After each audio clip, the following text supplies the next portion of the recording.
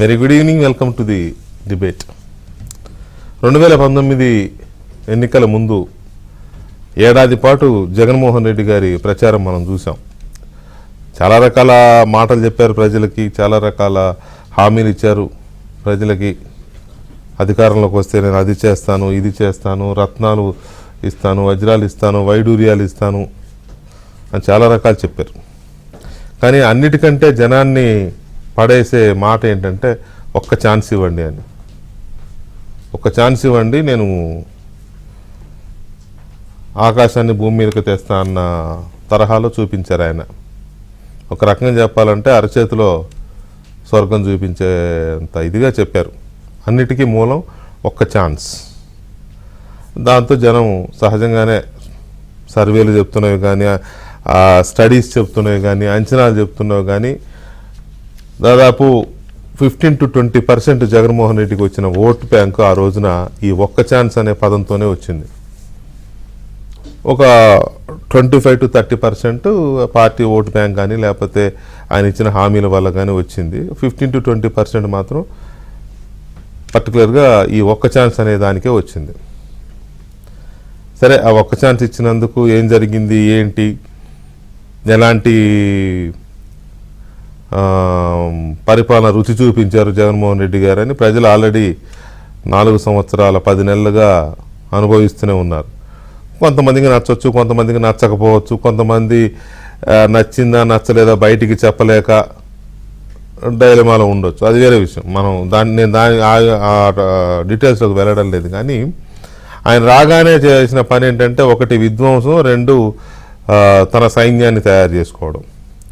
విధ్వంసం ఏంటో తెలుసు, ప్రజావేదికను కూల్చేయడం, అన్న క్యాంటీన్లు లేపేయడం, ఇట్లా మొత్తం అన్నీ అసలు ఆ గత ప్రభుత్వంలో కానీ అంతకు ముందు ప్రభుత్వాలు చేసినవి ఏది కూడా ఉంచలేదు. ఇక తన సైన్యాన్ని అంటే పర్టికులర్గా చెప్పాలంటే వాలంటీర్లను పెట్టారు. ప్రతి 50 కుటుంబాలకి ఒక వాలంటీరు. వాళ్ళు పొద్దున్నే లేవగానే మీకు చిక్కటి చిరునవ్వులతో వచ్చి పలకరిస్తారు, గులాబీ పూలు ఇస్తారు, లేకపోతే బొకేలు ఇస్తారు, ఏదో ఆ రేంజ్లో చెప్పారు. మధ్య మధ్యలో వాళ్ళ నాయకులే కడుపుపురం ఆపుకోలేక టంగ్ స్లిప్ అవుతూనే ఉన్నారు వాళ్ళు, మా కార్యకర్తలని. కానీ రీసెంట్గా భీమిలి సభలో ఆయన జగన్మోహన్ రెడ్డి గారే బయటపడిపోయాడు, వాలంటీర్లు మన కార్యకర్తలే అని. ఇప్పుడు లేటెస్ట్ ఇదేంటంటే వాలంటీర్లకు శిక్షణ ఇవ్వబోతున్నారు. ఆల్రెడీ స్టార్ట్ అయినట్టుంది. వాలంటీర్లకు శిక్షణ ఇస్తున్నారు. ఏమని అంటే, ప్రజల దగ్గరికి వెళ్ళి, ప్రజలారే మీరే మా జగనన్నకు దిక్కు, మీరే మళ్ళీ మిమ్మల్ని నమ్ముకున్నాడు అంటే, అప్పుడేమో ఒక ఛాన్స్ ఇవ్వండి, ఇప్పుడేమో మిమ్మల్ని నమ్ముకున్నాను అని ప్రజల్ని మళ్ళొకసారి నమ్మించే ప్రయత్నం. మరి ప్రజలు మిమ్మల్ని నమ్ముకున్నాను అని జగన్మోహన్ రెడ్డి తన మనుషులు, అప్పుడేమో ఆయనే వచ్చాడు ఇంటింటికి వచ్చి ఒక్క ఛాన్స్ ఇవ్వన్నాడు. ఇప్పుడేమో తన సైన్యాన్ని పంపిస్తున్నాడు. ఆ వాలంటీర్లు అంటే ఏదో చిక్కటి చిరునవ్వులతో వచ్చి సర్వీస్ చేయడానికి, సేవలు చేయడానికి, లేకపోతే మన ఏదో ఇది చేయడానికి రావట్లా. కొంతమంది ఏమో వచ్చి మెల్ల గొలుసుల్లాకి వెళ్ళిన వాళ్ళు ఉన్నారు, లేదా కాపురాలు కూల్చిన వాళ్ళు ఉన్నారు, కొంతమంది దొంగతనాలు చేసిన వాళ్ళు ఉన్నారు, కొంతమంది గంజాయిలో దొరికిన వాళ్ళు ఉన్నారు. అట్లా కొద్దిగా అక్కడక్కడ ఉన్నారు, అది వేరు. కానీ ఈ పని చేస్తున్న వాళ్ళు ఒక 20-30% ఉండొచ్చు సిన్సియర్గా వాలంటీర్ అనే ఆ పదానికి సార్థకత చేకూరేలాగా ప్రజలకు సేవ చేయడం. ఎందుకు అనంటే ఆశ, భవిష్యత్తు మీద ఆశ. ఇప్పుడు బాగా కష్టపడితే ఏమన్నా జీతం పెరుగుద్దేమో, లేకపోతే భవిష్యత్తులో ఉద్యోగం పర్మనెంట్ అవుద్దేమో అనే పాపం ఆ ఆశ కొద్దిగా చేస్తున్న వాళ్ళు ఉన్నారు. కొంతమంది మాత్రం ఈ జగనన్న కోసం చేయాలి అనే దీంట్లో చేస్తూ ఉన్నారు. వాళ్ళు పార్టీ ఇప్పుడు వాళ్ళకి పూర్తి కార్యకర్తల రోల్ ఇచ్చేశారు. ఇక ఆ ముసుగు తీసేశారు. ప్రజాసేవ లేకపోతే సర్వీస్ ఓరియంటెడ్ ఇలాంటి ముసుగు తీసేసి ఇక డైరెక్ట్ అటాక్, వీళ్ళే వెళ్ళాలి, ఇంటింటికి తిరగాలి, తిరిగి చెప్పాలన్నమాట మిమ్మల్ని నమ్ముకున్నాడు. ఒక రకంగా చెప్పాలంటే కాళ్ళు పట్టుకోవడమే. ఇంకా రాజకీయాల్లో రాజకీయ నాయకులు కాళ్ళు పట్టుకుంటారు, అందులో పెద్ద అతిశయోక్తి ఏం కాదు. ముడ్డి కూడా కడుగుతారు. మనం చూసాం చాలా ఎన్నికల ప్రచారాల్లో చంటి పిల్లల ముడ్లు కడిగిన నాయకుల్ని కూడా చూసాం, ఎమ్మెల్యేలుగా ఎంపీలుగా పోటీ చేసేవాళ్ళని. ఇది ప్రజలకు తెలియంది ఏం కాదు. మొన్న తెలంగాణ ఎన్నికల్లోనైతే గేదెలను కూడా గడిగారు, వెళ్ళి ఇంటి ముందు గేదెలు కట్టేసి ఉంటే ఆ గేదెలను కూడా గడిగారు. ఏదో మన ఓట్ల కోసం ఎవరి తిప్పలు వాడివి. కాబట్టి ఇప్పుడు ఈ వాలంటీర్లు పంపిస్తున్నాడు. అది ఇక్కడ పట్టించుకోవాల్సిన విషయం ఏంటంటే, ఆయన వెళ్తే పర్లేదు, వాళ్ళ పార్టీ కార్యకర్తలు వెళ్తే పర్లేదు, ప్రజల సొమ్ము ఇస్తూ 100 కోట్ల రూపాయలు ప్రజల సొమ్ము నెల 5,000 చెల్లిస్తూ 100 కోట్ల రూపాయలు ఖర్చు పెడుతూ వాళ్ళని ఈయన కోసం ఓట్లు అడిగించుకుంటున్నాడు. మొన్ననే ప్రకటించాడు వాళ్ళు నా మనుషులే అని. ఆయన ముఖ్యమంత్రి నోటి నుంచి వచ్చిన డైలాగ్ చెప్తున్నాను నేను భీమిలి సభలో, ఆ తర్వాత ఇంకో సభలో దెందులూరు సభలో చెప్పారు. ఇక నుంచి వాళ్ళనే రంగంలోకి దింపుతున్నారు. అంటే ఎవడబ్బా సొమ్మని ప్రజల సొమ్ముతో ఇన్నాళ్ళు వాళ్ళని పెంచి పోషించి ఇప్పుడు వాళ్ళని ఓట్ల ప్రచారానికి దింపుతున్నారు. ఇది ప్రజలు ఆలోచించాల్సిన విషయం. అంటే అసలు ఇప్పుడు వాలంటీర్లను నమ్మాలా వద్దా? ముందు జగన్ సంగతి దేవుడు. ఇప్పుడు అర్థమైందా? వాలంటీర్లు కాదు, రాజకీయ పార్టీ కార్యకర్తలు. It is clear. జగన్ రెడ్డిని నమ్మడం నమ్మకపోవడం ఆల్రెడీ ప్రజలు డిసైడ్ అయిపోయారు. ఇప్పుడు ఈ వాలంటీర్లు నమ్మాలా వద్దా అనే దగ్గర ఇప్పుడు క్వశ్చన్ మార్క్ పడింది. సో ఇప్పుడు ప్రజలు నిర్ణయించుకోవాల్సిన అవసరం ఉంది. వాళ్ళకి ట్రైనింగ్ ఇస్తున్నారు. వాళ్ళు వచ్చి మిమ్మల్ని రేపటి నుంచి గడ్డం పట్టుకునేవాడు గడ్డం పట్టుకుంటాడు, కాళ్ళు పట్టుకునేవాడు కాళ్ళు పట్టుకుంటాడు. ఏదో రకంగా ఆ మాయ ఈ మాయ, ఆ మాట ఈ మాట, ఇప్పటిదాకా ఇచ్చినవి కాదు ఇంకా చాలా ఇస్తాడు. రేపు మళ్ళీ అధికారంలోకి రాగానే ఇంకా కొన్ని అవి వస్తాయి, కొన్ని ఇవి వస్తాయి. ఇంకా మేము చిక్కటి చిరునవ్వుతో ఇది పొద్దున్నే చీకటితో సూర్యోదయంతో పాటే చిక్కటి చిరునవ్వులతో కాదు, ఇక నుంచి అర్ధరాత్రి నుంచి వచ్చేస్తాం మీ ఇంటికి, మీ సర్వీసులో మేము మునిగి తేలుతాం. ఏం చెప్తారో తెలియదు, వాళ్ళకి ఏం శిక్షణ ఇస్తున్నారో, లేకపోతే వాళ్ళతో పాటే ఓటు కింద డబ్బులు కూడా పంపుతారేమో తెలియదు.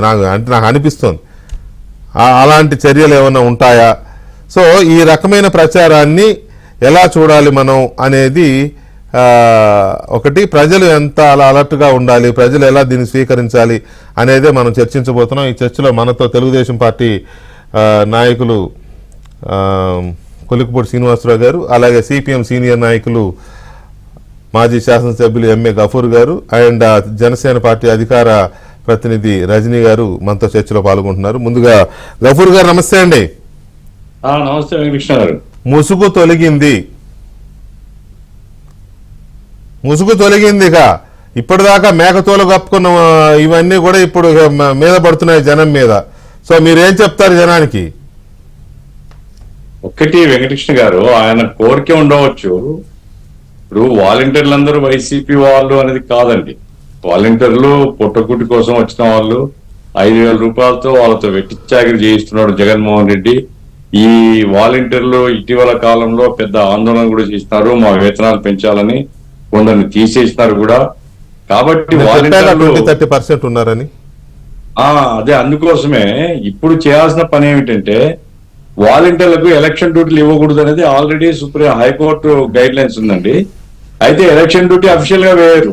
ఇప్పుడు మీరు చెప్పినటువంటి ఎన్నికల కార్యకర్తల్లాగా పనిచేయించాలని ఇప్పుడు మిగతా పార్టీస్ వైపు నుంచి మనం చెప్పాలా, ఎవరెవరైతే ఈ క్యాంపెయిన్ చేస్తున్నారో వాళ్ళ ఫోటోలు తీసుకొని, అయ్యా మీ ఉద్యోగాలు పోతాయి, 5,000 రూపాయలు తీసుకుంటున్నారు మీరు, గవర్నమెంట్ మారితే మీ జీతాలు కూడా పెరుగుతాయి, కాదు అంటే మీ ఉద్యోగాలు పోతాయి, జీతాలు పెరిగి మంచి జీవితం కావాలన్నా ఉద్యోగాలు పోగొట్టుకునేటువంటి కార్యక్రమం చేయాలా అనేటువంటి క్యాంపెయిన్ చేస్తే నాకు తెలిసి 50% ఏమున్నారండి, ఒక 10-15% పైత్యంగాలు ఉంటే ఉండవచ్చు. అటువంటి వాళ్ళు చేస్తే వాళ్ళందరినీ నెక్స్ట్ గవర్నమెంట్ తీసేయాలి, వేరే మార్గం లేదు.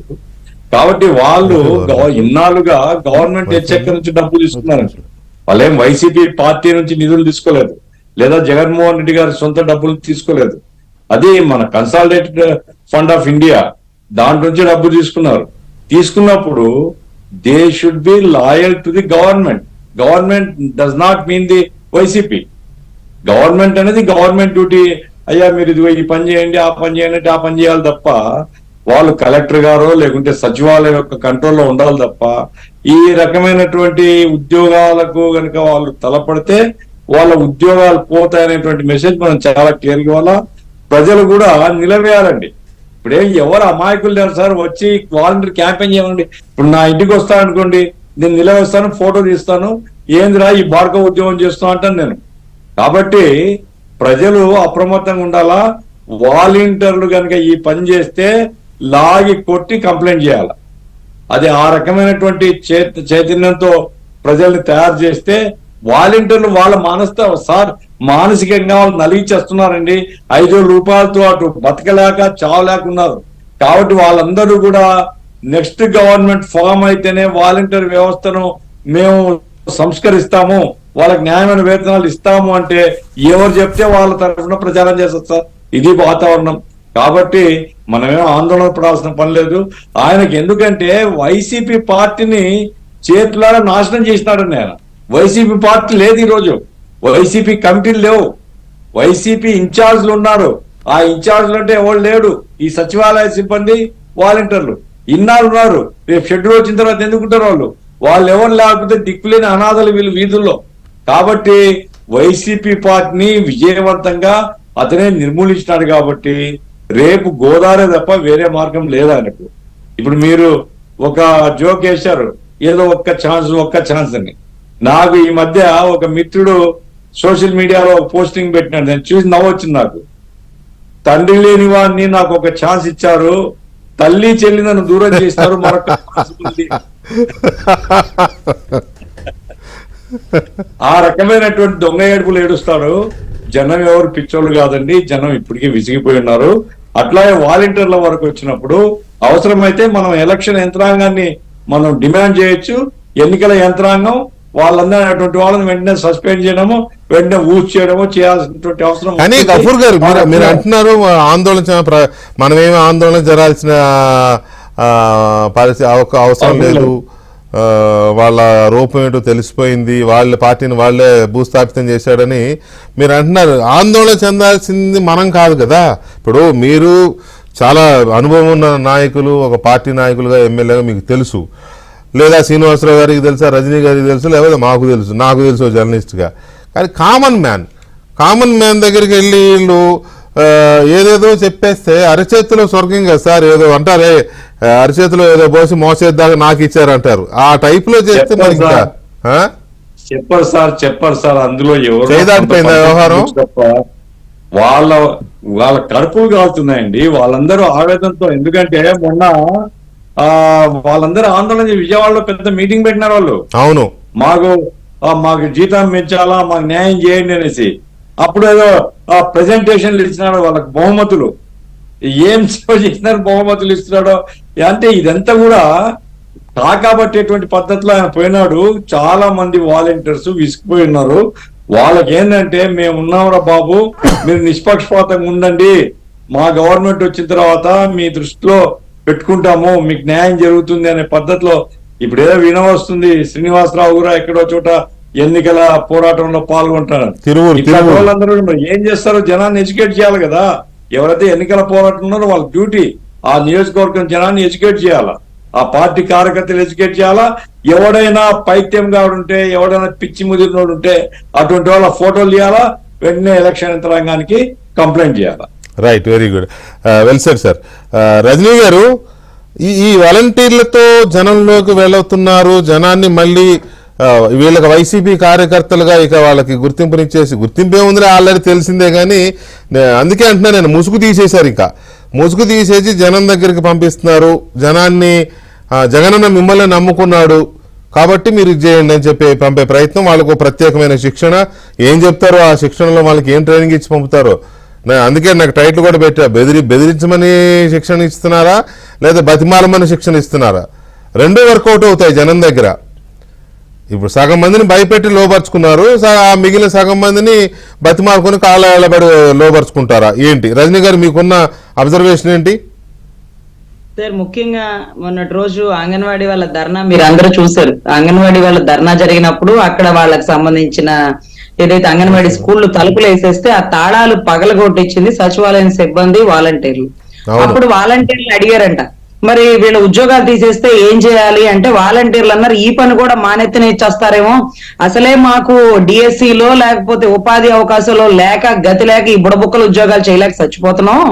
సో ఇటువంటి పరిస్థితుల్లో ఇంకా కూడా రజనీ గారు బుడబుక్కలు అనకూడదు, అది sorry please withdraw that word. Yeah, so ఏదైతే ఇటువంటి ఉద్యోగాలు చేపిస్తున్నారో ఈ ఉద్యోగాలకి ఇంకా దారుణంగా పసిపిల్లల్ని సంకనెత్తుకొని కూడా తిరగమంటారేమో అనేటటువంటి పరిస్థితి అండి. ఇంకో గమనిస్తే అంగన్వాడీ వాళ్ళ జీతాలు 11,500 నుంచి పెంచమని వాళ్ళు ధర్నా చేస్తున్నారు. ఏమీ చదువుకోని వాళ్లే 11,500 జీతాలు తీసుకుంటూ ఇంకా పెంచమంటుంటే మరి మీకు అనిపించలేదా అమ్మా అంటూ ఈ రోజు అంగన్వాడీ వాళ్ళే వాలంటీర్లను అడిగారు. వాలంటీర్లు అంటారు ఒకటే మాట, మా ధైర్యం మాకుంది, 5,000తో మేము ఎందుకు పనిచేస్తాం, మా స్కెచ్ మాకు వేరే ఉంది అంటూ కొన్ని పర్వాలు పనిచేస్తారా అంటూ మాకే రివర్స్ అడిగారటండి. వాళ్ళ అంగన్వాడీ వాళ్ళే రివర్స్ అడిగారు. 11,500తో ఏమీ చదువుకొని మేమే రోడ్లెక్కి ధర్నాలు చేస్తుంటే డిగ్రీ చదువుకున్న మీరు యువకులు సేవ కోసం వస్తారు, 5,000కి ఎట్టమ్మా బతుకుతున్నారంటే మా జగనన్న ఉండగా మాకేం భయం అన్నారు. అంటే జగనన్న మా గవర్నమెంట్ ఖాతాలోంచి 5,000 కార్యకర్తల ఖాతాలోంచి, లేకపోతే ఈ రోజు ఏదైతే తప్పుడు పనులు చేపిస్తూ అంటే ఒక మనిషి ముగ్గురికి సహాయం చేయి, ఆ ముగ్గురు ఇంకొక ముగ్గురికి సహాయం చేయి అంటూ చిరంజీవి గారి స్లోగన్ లాగా నువ్వు 5 ఓటు కార్డులు తీసేయి, ఆ ఎవరైతే నీకు ఉంటారో ఇంకొక వాళ్ళతో 5 ఓటు కార్డులు తీపిచ్చేసాయి. ఎప్పుడైతే నువ్వు 5 ఓటు కార్డులు తీసేస్తావో, ఒక 10 ఓటు కార్డులు తీసేస్తావు, ఓటు కార్డు తీసిన దానికి ఇంత లెక్క నీకు కట్ కమిషన్. ఈ కమిషనేనండి. ఎలక్షన్ కి ముందు డబ్బులు పంచడానికే పెద్ద రిస్క్ అయిపోతుందండి. ఓటుకి 2,000, 3,000, 5,000 ఎవరితో ఇవ్వాలి, పోలీసులు పట్టుకుంటారని అప్పుడు ఈ దిగులు లేదండి. మన సిబ్బందే ఉన్నారు. ఊళ్ళ సుబ్బయ్య వేసాయి తీసేయి అన్నటువంటి మన వాలంటీర్ సిబ్బంది ద్వారానే డబ్బులు పంచి పెడతారు.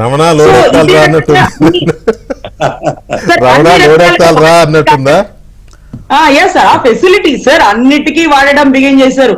అసలు ఒక వాలంటీర్ తలుచుకుంటే ఒక ఎంఆర్ఓ ఉద్యోగాన్ని తీపిచ్చేయచ్చు. మీకు తెలుసా, డైరెక్ట్ గా ఎమ్మెల్యే ఛాంబర్ కి వెళ్ళిపోగల సమర్థత ఉన్న ఒకే ఒక్క పర్సన్ వాలంటీర్.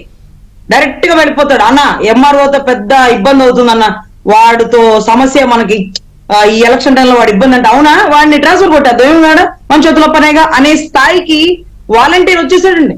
ఈ రోజు ఎంఆర్ఓ గారిని ఏంటి సార్ ఇది అంటే, అమ్మా ఏమన్నా మాట్లాడితే మా ఉద్యోగాలకు ఎసరు పెట్టేలాగున్నారు వీళ్ళు, ఏం సైన్యమో మాకైతే అర్థం కావట్లే, వీళ్ళ జోలికి మేము పోము, వాళ్ళు చెప్పిన పనే మేం చేయాల్సి వచ్చేలాగుంది. ఏమనంటే ఊళ్ళో స్థానబలం అంటారు, ఏది అమ్మాయిని కెలికేవాడిని కేసు పెడితే మళ్ళీ మొత్తాన్ని మూసేస్తారు, 1/1 వచ్చేలాగుంది తల్లి, మేమంటే ఎక్కడి నుంచో ట్రాన్స్ఫర్ అయ్యి వచ్చేవాళ్ళం, గవర్నమెంటే ఉంది, ఎక్కడ వాళ్ళని అక్కడే సిబ్బంది వేసుకుంటే స్థానబలం పెరిగిపోద్ది, ఇంకో చాట వేసుకోవాలి, సొంత ఊర్లో ఎవరికి పోస్టింగ్ ఇవ్వరని. మరేంటో సొంత ఊర్లో పోస్టింగ్ ఇచ్చి ఈ రోజు పని చేయమంటూ ఈ రోజు తప్పు చేస్తే కొట్టేయండి అని అడుగుతున్నారు. కానీ ఎవరో ప్యానెల్లో వ్యక్తి కొడితే ఊరుకుంటారండి? వాడు 50 ఏళ్లలో ఒకటే పర్సన్, ఏంట్రా ఈ పనులు, ఏంటి ఆ పార్టీకి నువ్వు పనిచేయడమా అంటే, ఇందిరాగాంధీ టైంలోనండి, ఇందిరాగాంధీ ఎమర్జెన్సీ 1975లో బహుశా మీకు గుర్తుండి ఉంటుందండి, ఏదైతే గవర్నమెంట్ సిబ్బందిని ఎలక్షన్ కి విచ్చలవిడిగా వాడేస్తే రాజనారాయణ గారు ఒక కేసు వేశారు, ఈ ఎలక్షన్ చెల్లదు, ఏదైతే ఎంఆర్ఓల్ని, ఎండిఓల్ని, కలెక్టర్ని నాకే ఓటేయండి, నన్నే గెలిపించండి అంటూ గౌరవ జగన్మోహన్ రెడ్డి గారు చేసినట్టుగా ఆవిడ కూడా అలా చేశారండి. సో అప్పుడు రాజనారాయణ గారు కేసు వేస్తే ఎలక్షన్ అంతా మట్టి అంటే మొత్తం మూటగట్టి దెబ్బలో ఇస్తారండి, అలహాబాద్ హైకోర్టు ఇచ్చిన జడ్జిమెంట్. మరి ఈ రోజు ఏం చేస్తున్నారంటే తెలుసండి, లూప్ హోల్స్ అన్ని తెలుసండి, గవర్నమెంట్ ఎంప్లాయీస్ ని వాడకూడదు. మరి వీరెవరండి? అసలు ఫస్టే పార్టీ కార్యాలయం రంగులేసినప్పుడే మేము అనుకున్నాం ఇది కేంద్ర కార్యాలయం, పార్టీ కార్యాలయం ఏమో అంటే, కాదట సచివాలయం అంట. మరేంటో సింహం అంటే అడవిలో ఒకటే ఉంటది, సందుకు ఒక సింహం ఉంటే గ్రామ సింహాన్ని ఏమంటారండి తెలుగులో, బహుశా మీ అందరికీ తెలిసి ఉంటది. సో అలాగా సచివాలయాన్ని తీసుకొచ్చి సందులో సింహాల్లా చేస్తారండి. ఈ సందులో సింహంతో ఏం చేపిస్తున్నారంటే మన అడ్డ సాయంత్రం 5, 6 దాటేస్తే అక్కడ కూర్చుని పోతారండి. ఇదే దరిద్రం స్కూల్ పరిధిలో సచివాలయం కట్టకూడదురా అంటూ పెద్ద పెద్ద కలెక్టర్ స్థాయికి కేసులు వేసేసి పేమెంట్ అది ఆగిపోయినాయి అని చెప్పి వాళ్ళని అరెస్ట్ మూమెంట్ దాకా వెళ్ళిపోయారండి. ఎందుకంటే స్కూల్ పరిధిలో సిట్టింగ్లు వేసిస్తున్నారండి, వాళ్ళు గొడవలు వీళ్ళ గొడవలు, స్కూల్ అంతా డిస్టర్బ్ అయిపోతుందని. కానీ ఇది ఎమ్మెల్యే అండర్ లో నడిచే సచివాలయం, ఇది ఇక్కడే ఉంటది అంటే, ఈ రోజుకి మా హైకోర్టు జడ్జిమెంట్ ఇచ్చిన, కంటెంప్ట్ ఆఫ్ ద కోర్ట్ అయినా, కలెక్టర్లు కోర్టు బోనెక్కి 2 చేతులు జోడించి పనిష్మెంట్ అనుభవిస్తున్నా ఈ రోజుకి స్కూల్ పరిధిలో సచివాలయం తీయలేదు అంటే గౌరవ జగన్మోహన్ రెడ్డి గారి హవా ఎలా నడుస్తుందో మనం ఆలోచించవచ్చు. అదే ఇట్లాంటివన్నిటిని పెట్టుకునే ఈ వాలంటీర్ వ్యవస్థతో జనాన్ని, ఎందుకంటే ఆయన ఎవరిని నమ్మే పరిస్థితుల్లో లేడు. ఎమ్మెల్యేలుగా పనిచేసిన వాళ్ళందరూ ఇప్పుడు రివర్స్ అయ్యారు, దాదాపు 300 మంది రివర్స్ అయిన పరిస్థితి కదా. కింద స్థాయిలో నేతలు కూడా విసుగెత్తిపోయి ఉన్నారు. అసలు ఈ వాలంటీర్లతోనే విసిగెత్తిపోయారు చాలా మంది ఎమ్మెల్యేలు. డైరెక్ట్ కంప్లైంట్ ఏంటి, మాకెక్కడుందన్నా, మాకు వాళ్ళ విలువ ఎక్కడుంది, అంతా పెదరాయుడు టు ధనుష్ టు పెదరాయుడు అన్నట్టు, CM to volunteer, volunteer to CM మధ్యలో మేమంతా జోకర్లు అయిపోయామని కొంతమంది ఎమ్మెల్యేలే కామెంట్ చేసిన. నమస్తే అండి చిన్న సార్, ఈ 2 నెలలు ఇక వాలంటీర్లు విశ్వరూపం చూపించబోతున్నారు అనేది వైసీపీ ద్వారా మనకు అర్థమైపోతుంది.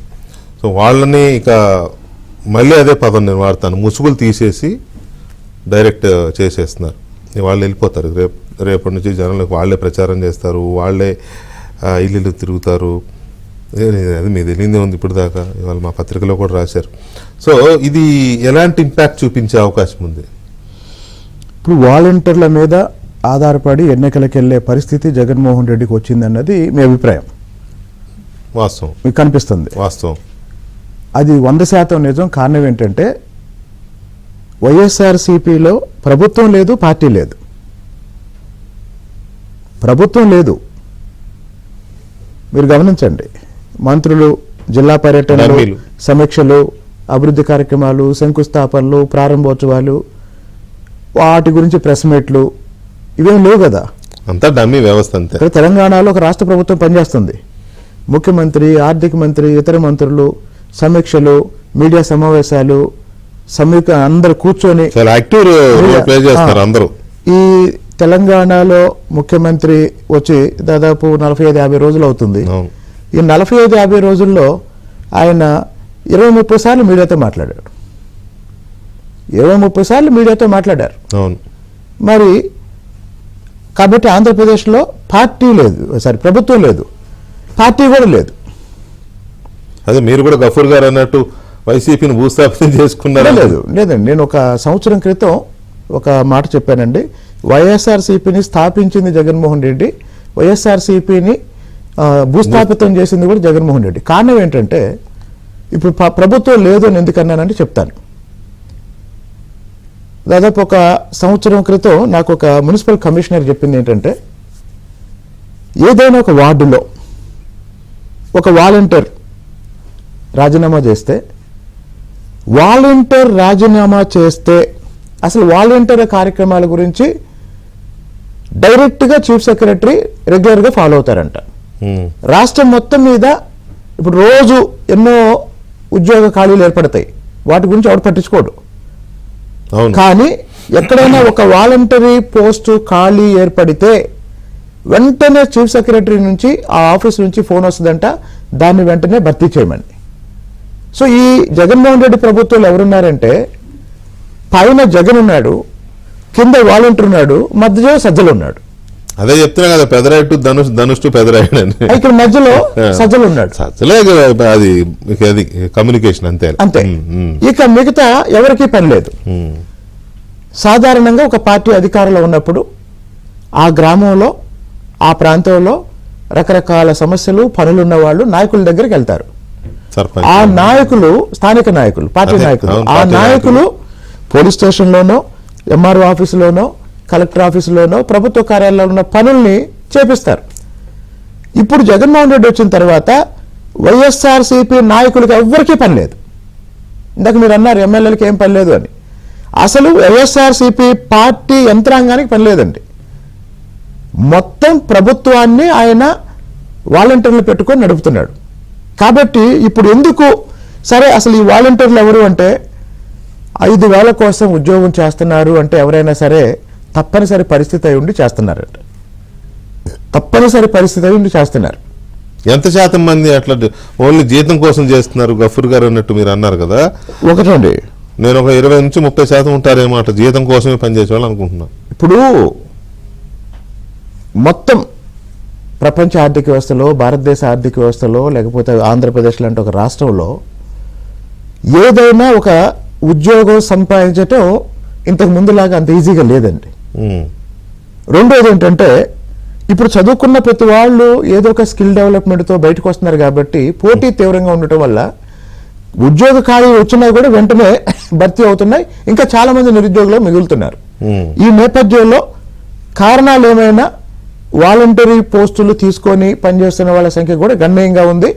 ఈ నేపథ్యంలో సరే దాన్ని వెట్టి చాకిరి అంటామా, జగన్మోహన్ రెడ్డి గారు ఏమన్నారు, ఇది ఉద్యోగం కాదు సేవ, అందుకే మీకు 5,000 జీతాలు పెంచడం కుదరదు అని కేవలం బిరుదులు మాత్రమే అవును, ఇచ్చాడు. అవును. సేవారత్న అవి ఇవని. సరే, ఇప్పుడు ప్రభుత్వం లేదు, పార్టీ లేదండి. మరి ప్రభుత్వం లేకుండా, పార్టీ లేకుండా రేపొద్దున ఎన్నికలు ఎలా చేస్తాడు? రేపొద్దున ఎన్నికలు ఎలా చేస్తాడు అంటే, ఇప్పుడు ఈ వాలంటీర్లకి శిక్షణ అంటున్నాడు కదా. మీకు ముందు ఇందాక పత్రిక గురించి, ఆంధ్రజ్యోతి గురించి ఒక మాట చెప్పి మిగతా విషయాలు చెప్తా. అరకు జిల్లాలో, ఇది నాకు అరకు నుంచి వచ్చిన ఇన్ఫర్మేషన్ అండి, అరకు జిల్లాలో వాలంటీర్లు రాష్ట్రంలో చాలా చోట్ల వేస్తున్నట్టే సాక్షి పత్రిక ఉచితంగా వేస్తున్నారంట. కొన్ని కుటుంబాల్లో మాకు సాక్షి వద్దు, ఆంధ్రజ్యోతి ఇవ్వండి అంటే వాళ్ళ అడ్రస్ రాసుకొని వెళ్తున్నారంట. మరి ఇప్పుడు రేపు వీళ్ళకి శిక్షణ ఇస్తున్నారు కదా, శిక్షణ దేనికోసం? నంబర్ 1, టీడీపీ జనసేన ఓటర్లను గుర్తించడానికి. టీడీపీ జనసేన ఓటర్లను గుర్తించడానికి ఆ తొలగించే కార్యక్రమం నాకు బహుశా ఇంకా అయిపోయినట్టుంది ఇంతకు ముందులాగా. అవును, డ్రాఫ్ట్ వచ్చింది 25వ తారీఖు. టీడీపీ జనసేన ఓటర్లను గుర్తించడానికి. నంబర్ 2, ఎన్నికల ప్రచారం. ఎన్నికల ప్రచారం అంటే లేదో అభివృద్ధి కార్యక్రమాల గురించి వాటి గురించి కాదు, దుష్ప్రచారం. అంటే ప్రజల దగ్గరికి వెళ్ళి టీడీపీ అధికారంలోకి వస్తే ఈ పథకం తీసేస్తారు కాబట్టి నువ్వు జగనన్నకే ఓటయ్యి అని టీడీపీకి వ్యతిరేకంగా జగన్మోహన్ రెడ్డికి మద్దతుగా ఎన్నికల ప్రచారం. అన్నిటికీ మించి బహుశా నేను కొద్ది రోజుల నుంచి ఆలోచిస్తున్నాను, ఎన్నికల్లో డబ్బులు పంచడానికి వీళ్ళని వాడుకోవచ్చు. నేను కూడా అన్నాను కదా, అయితే ఇక్కడ వాలంటీర్లందరికీ నేను చెప్పేది ఏంటంటే, దాదాపు 5 సంవత్సరాల నుంచి మీరు నెలకు 5,000 జీతంతో పనిచేస్తున్నారు. గొడ్డు చాకిరీ చేశారు. అంటే సంవత్సరానికి 60,000 వస్తున్నాయి.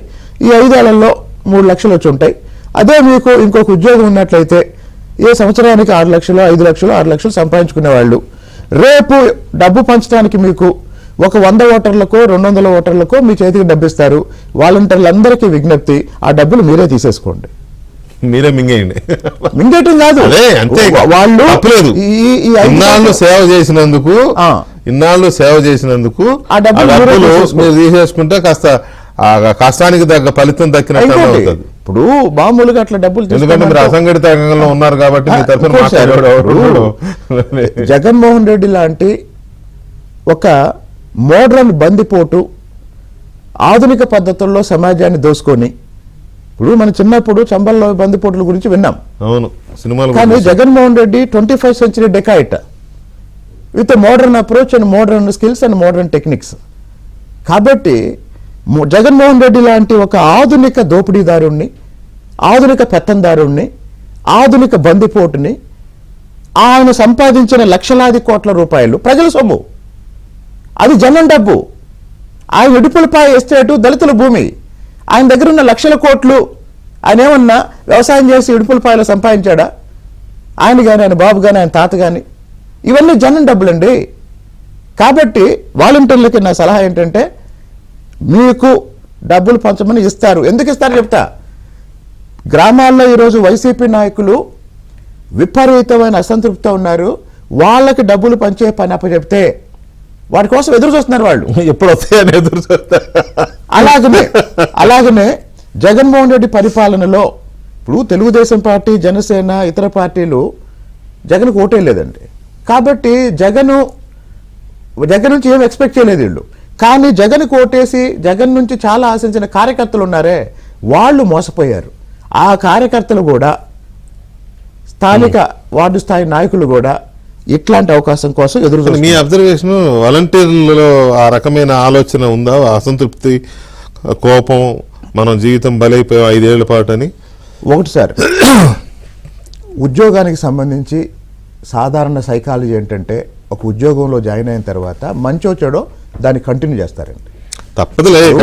మీరు చాలా మంది చూడండి, ఒక క్లర్క్ పోస్ట్లో జాయిన్ అయ్యే వ్యక్తి ఎందుకు జాయిన్ అవుతాడంటే, నేను క్లర్క్ దగ్గర ఆగిపోను, నాకు ఒక కెరీర్ ఉంటుంది అని అంతే కదా. మీరు గమనించండి, ఏ ఉద్యోగంలోనైనా, స్టూడియోలోనైనా అసిస్టెంట్ కెమెరా మ్యాన్ గా జాయిన్ అయిన పిల్లాడు 4 ఏళ్ల తర్వాత కెమెరామ్యాన్ అవుతాడు, క్లర్క్, సూపరింటెండెంట్ అవుతాడు. ఎలాంటి ఎదుగుదల లేని ఉద్యోగం ఏంటంటే ఈ వాలంటీర్ ఉద్యోగం.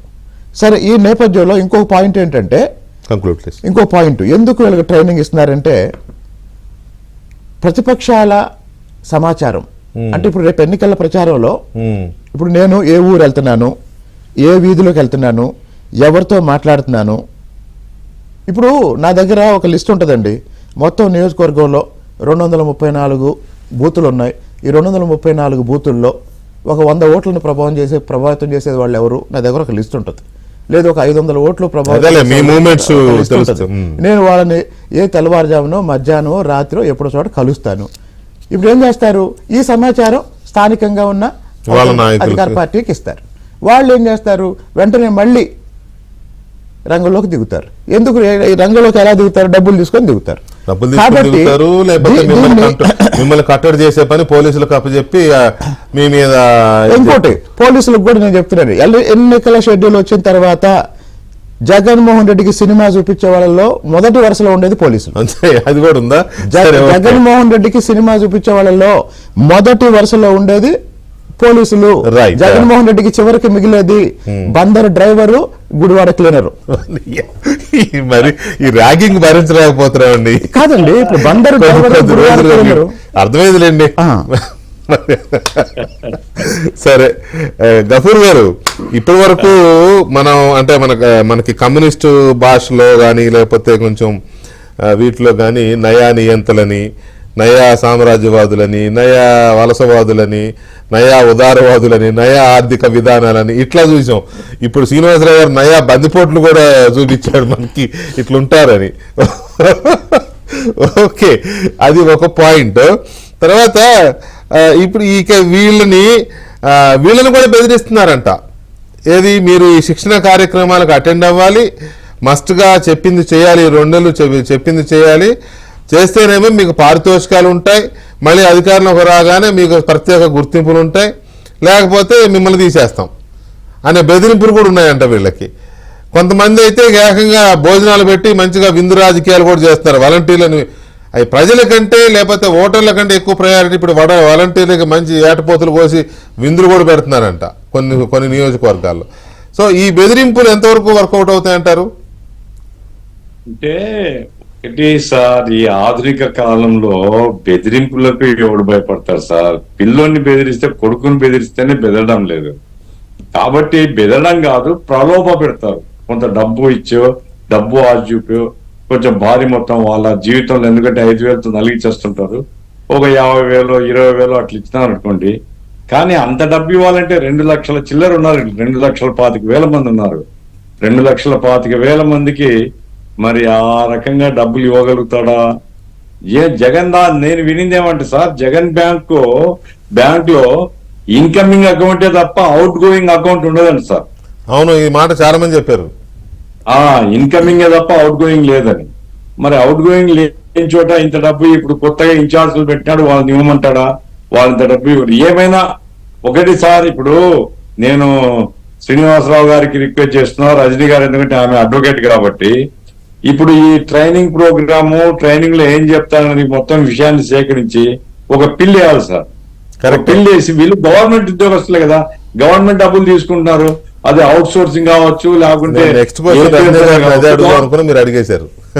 గవర్నమెంట్ డబ్బులు తీసుకుంటున్నారు. గవర్నమెంట్ డబ్బులు తీసుకొని నెల జీతం తీసుకునే వాళ్ళను ఈ రకంగా పార్టీ పనికి ఎట్లా వాడుకుంటారండి?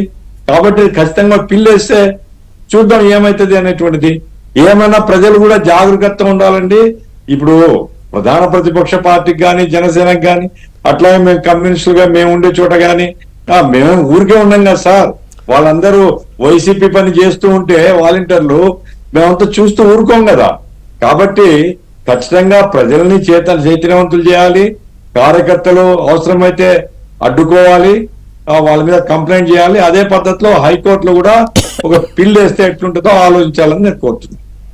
అంటే పిల్ వేయడము ఒక మార్గము. పిల్ వేయాలంటే ఇప్పుడు ఆంధ్రజ్యోతి కథనాలు బేస్ చేసుకుని రజనీ గారు పిల్ వేస్తారేమో, కానీ కోర్టులో ఇప్పుడు వాళ్ళ శిక్షణకు సంబంధించినవి కానీ లేకపోతే వాళ్ళకి చెప్తున్నవి కానీ ఏంటి అని అడిగితే కోర్టులో అది కొంత ఎస్టాబ్లిష్ చేయాల్సిన ఇది వస్తుందేమో. అది సెకండరీ, లీగల్ ప్రొసీజర్స్ అవి వాళ్ళు చూసుకుంటారు. కానీ ఇనిషియల్గా ఈ వచ్చే బెదిరింపులకి వీళ్ళు లొంగిపోతారేమో అనే ఒక ఇది కూడా ఉంటది కదా.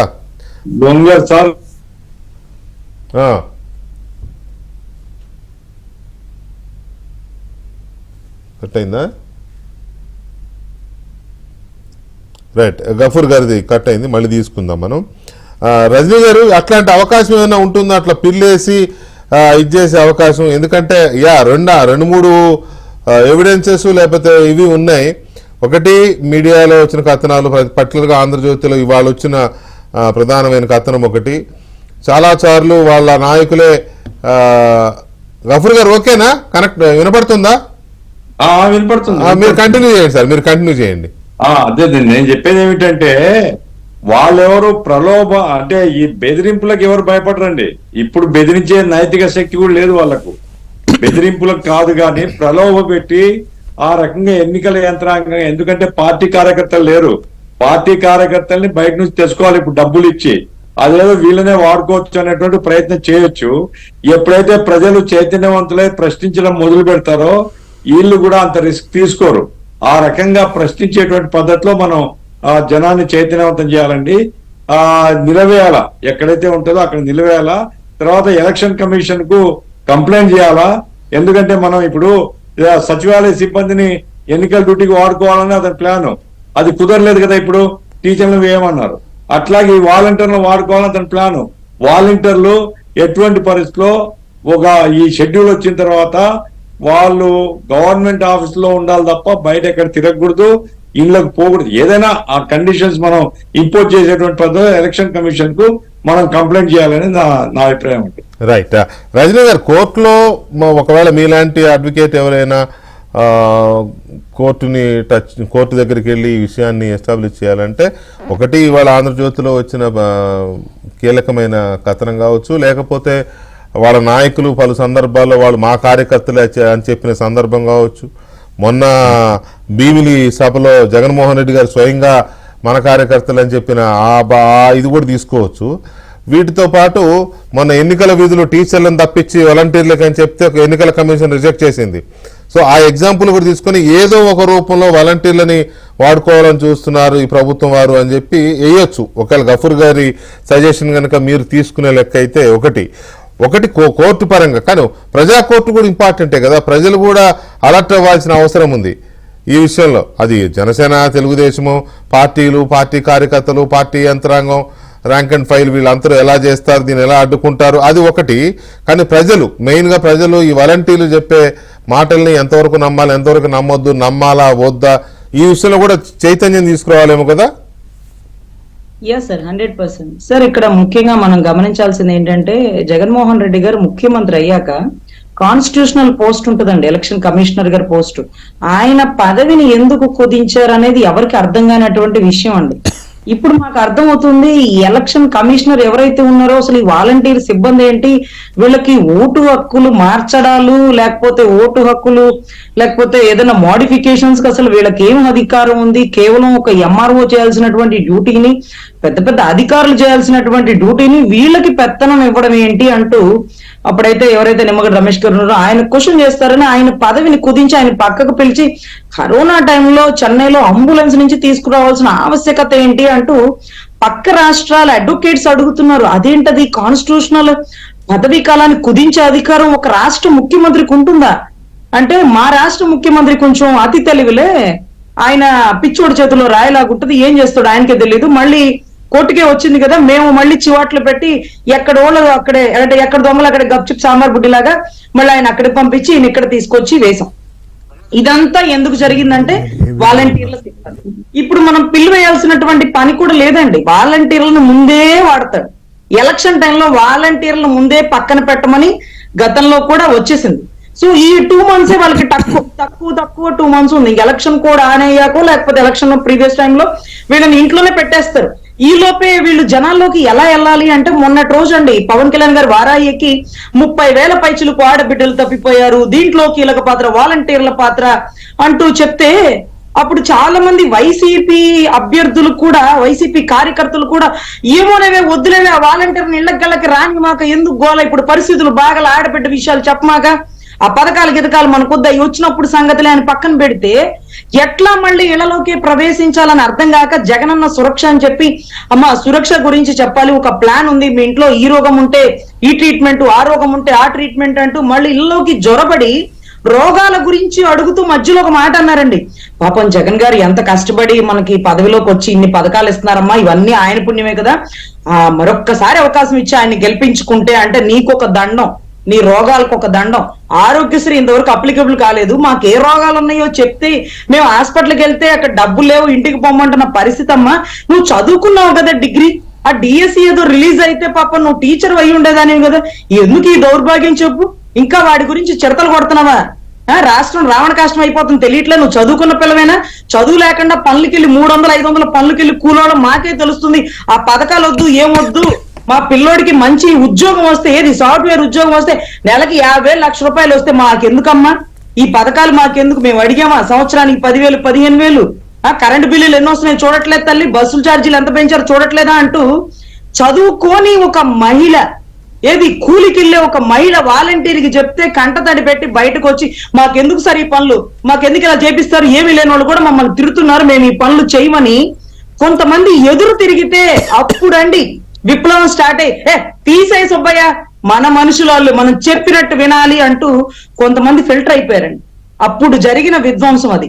అప్పటి నుంచి కూడా మరొక్కసారి జగనన్నకు అవకాశం ఇవ్వండి. జగనన్న ఎంత మంచి, ఎంత అంటే క్రిస్టియన్ల దగ్గరకు వచ్చేటప్పటికే ప్రార్థనల బిడ్డ అంటారు, హిందువుల దగ్గరకు వచ్చేటప్పటికే మీ కొండెక్కారు కదా, భార్య రాకపోయినా చూడు భర్త మన మీద ప్రేమతో వస్తున్నాడు అంటారు. భార్య కోసం సెట్టింగ్ పెట్టేస్తారు ఇంట్లో, టీటీడీ తిరుమల తిరుపతి దేవస్థాన సిబ్బందితో. ఇవంతా మించి ప్రసాదాన్ని టిష్యూ పేపర్ లో పెట్టింది, అక్షంతలు వేస్తే ఆయన ఏదో తలలో చుండ్రున్నట్టుగా మొత్తం గిలగల తీసేసి కింద ఇస్తారు. ఇది వాళ్ళు వ్యవహరించే తీరండి. వాలంటీర్ ఎలక్షన్ కి వాడబోరు అన్న విషయం వాళ్ళకి తెలుసు. ఏ పని చేసినా ముందుగానే చేసేస్తారు. అసలు ఎలక్షన్ కమిషనర్ ని మార్చడంలోనే ఇతను ముందస్తు ఆలోచన ఎంత ఉందో మనం అందరం ఆలోచించి ఉండాలండి. సో ఖచ్చితంగా ఇప్పుడు కూడా ఏం మించిపోలేదండి. వాలంటీర్లకు మంచి అవగాహన వచ్చింది. మేము చదువుకున్న వాళ్ళం, చదువు లేని వాళ్ళే అంత తెలివిగా ఉన్నారు.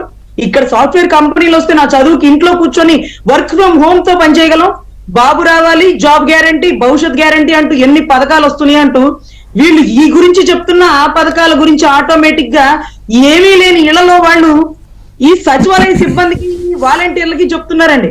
3 గ్యాస్ సిలిండర్లు వస్తాయమ్మా, మీరు చదువుకున్న వాళ్ళు డిగ్రీ అయిపోయి మీకు ఉద్యోగాలు రాకపోయినా 2,000 ఇస్తారు, బాబు గారు వస్తాయి అని వీళ్ళు జగనన్న గురించి చెప్తుంటే వీళ్ళు బాబు గారి గురించి, కళ్యాణ్ గారి గురించి చెప్తున్నారండి.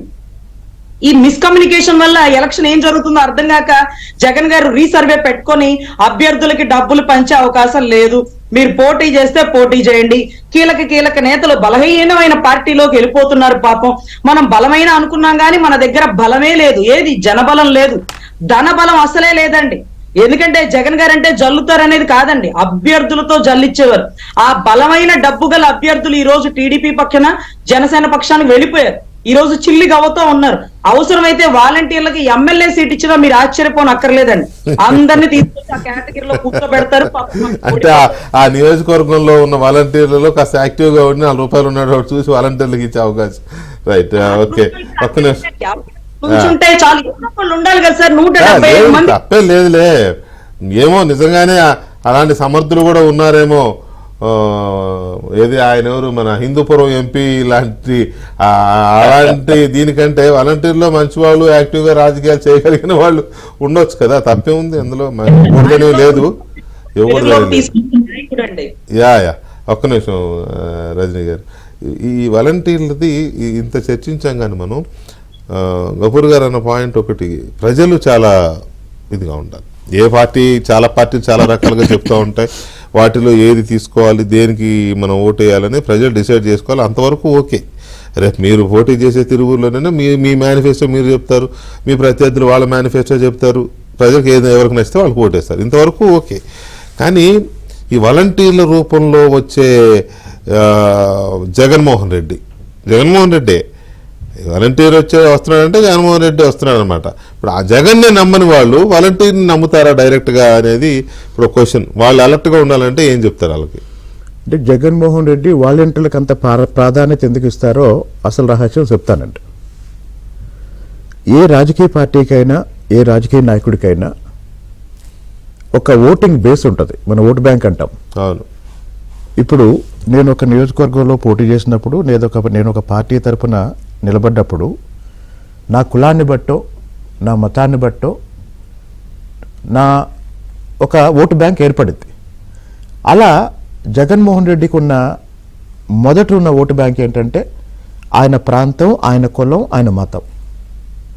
ఈ మూడు 2014లో వాడుకున్నాడు, 2019లో వాడుకున్నాడు. ఇప్పుడు రాయలసీమ అనేది ఆయనకు ఒక ఓటు బ్యాంకు. ఇప్పుడు రాయలసీమకి ఈయన కన్నా రాయలసీమకి ద్రోహం చేసిన వాళ్ళల్లో జగన్మోహన్ రెడ్డి ఇక ఎవరు పోటీ పడలేరు ఆయనతో. అంటే ఇప్పుడు ప్రాంతం అనే కార్డు పోయింది. 2 కులం. రాజశేఖర రెడ్డి గారి తర్వాత మళ్ళీ రాజశేఖర రెడ్డి గారు వారసుడు వచ్చాడని నిజంగా ఆయన సామాజిక వర్గం సంతోషించింది. ఈయన ముఖ్యమంత్రి కావాలని కోరుకుంది. ఈయనప్పుడు కాంగ్రెస్ మీద ఏదో పోరాటం చేస్తుంటే వీరుడు సూర్యుడు అనుకుంది. కానీ ఈ 5 ఏళ్ళ తర్వాత అరే మనం అనుకునేవాడు కాదు తొగ్గులకు అని డిసైడ్ చేసుకుంది. ఇక అందులో ఎంతో కొంత సరే ఎలాంటి పరిపాలన అందించినా మావాడు కదా అని ఓటేసేవాళ్ళు కొంతమంది ఉంటారు.